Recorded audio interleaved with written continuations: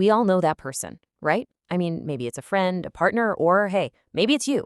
The one who can't just relax on a vacation without a backup itinerary, or who's got like 3 different career paths mapped out just in case. They always need a plan B. But what if I told you that what looks like pessimism on the surface is actually a fascinating psychological story, one about strength and resilience? Let's dive in. So, can you never just go with the flow? Does that question kind of hit close to home?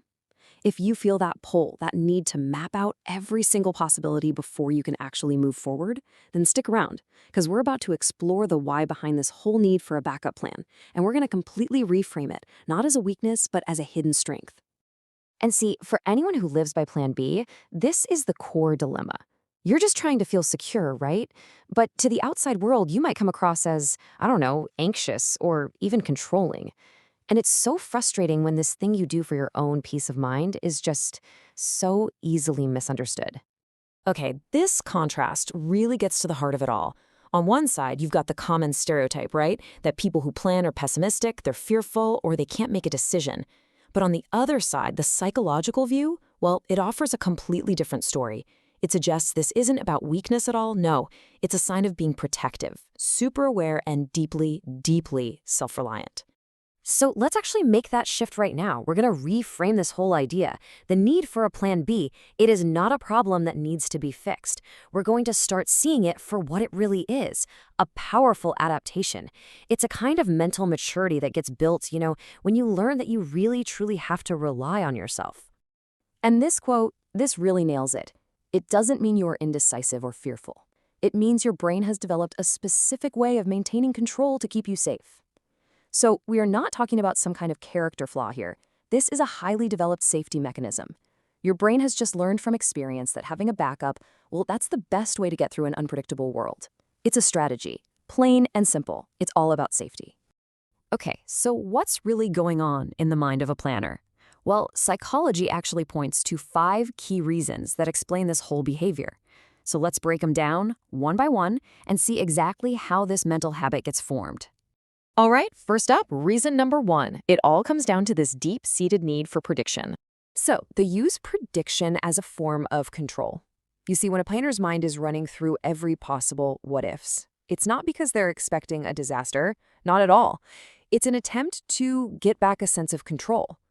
By mentally rehearsing all of those different outcomes, you're actually reducing the anxiety of the great unknown. It's a really powerful technique. Because the goal, right, is to stay one step ahead of all of life's unpredictability. It's really just about feeling prepared.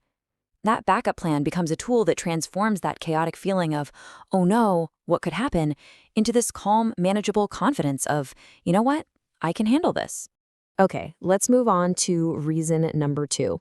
And for this one, we often have to look way back into our childhoods to really get where it comes from.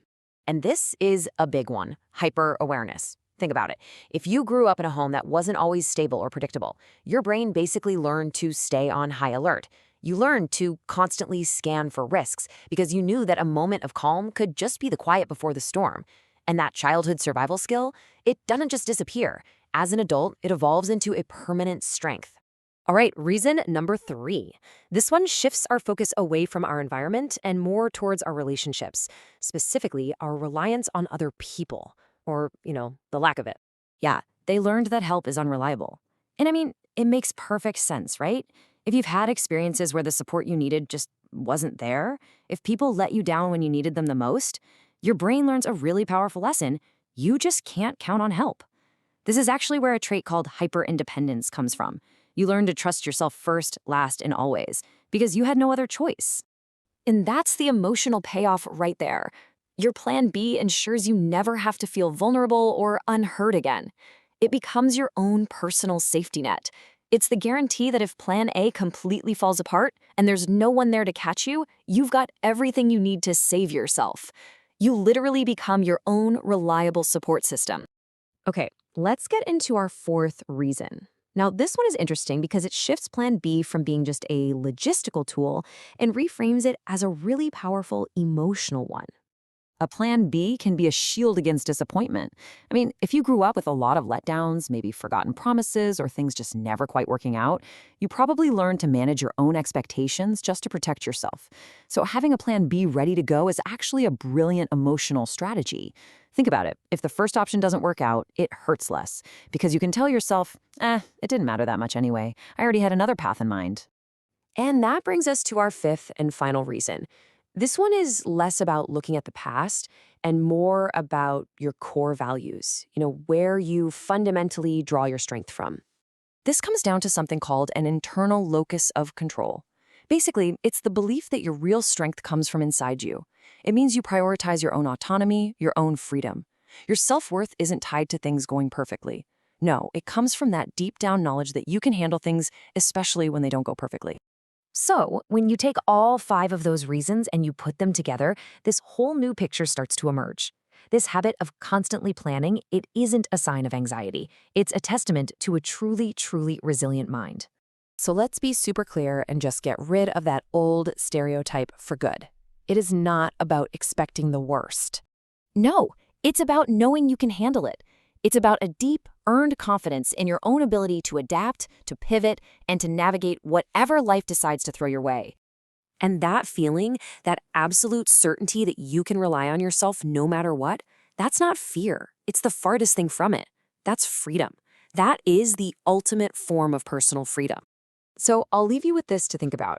After everything we've talked about, if you're a planner, what is your plan B really a sign of? Maybe it's not indecision at all. Maybe it's just the quiet, powerful proof of your own incredible resilience.